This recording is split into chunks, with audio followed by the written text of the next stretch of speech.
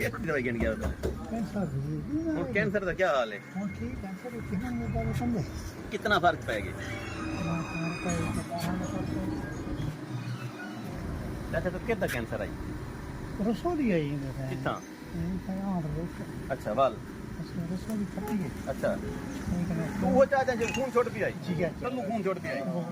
तो तू धाड़ के लिखना में आधा में हेलो ते मेरा खून गया चाचा ही दुआ हां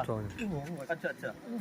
ठीक है इतनी वाला ना रोशनी सही पर फोटो सही आ रहा है शरीकों को पता लगे ना मैं केदा इलाज की अच्छा अच्छा तेरा उठ डेरे गा दिखा केड़ी जगह रे चाचा सदरदीन डेरे गाजी खान कने तौसे रोड पे हैं 3 मील दफा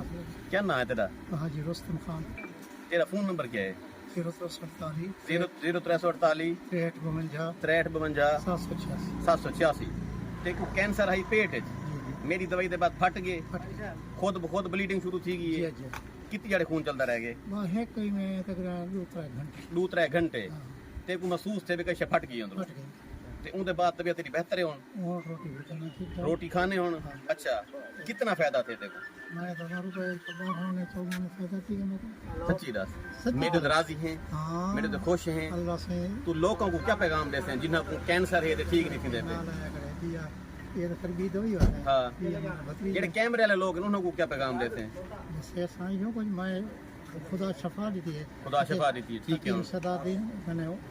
ठीक थी ठीक है कैंसर की दवाई मेरी इफेक्टिव है फायदेमंद है बिल्कुल दिल मने दे इनाम हकदार हां चलो एक गाल है वेरी गुड एक गाल है मेहरबानी सही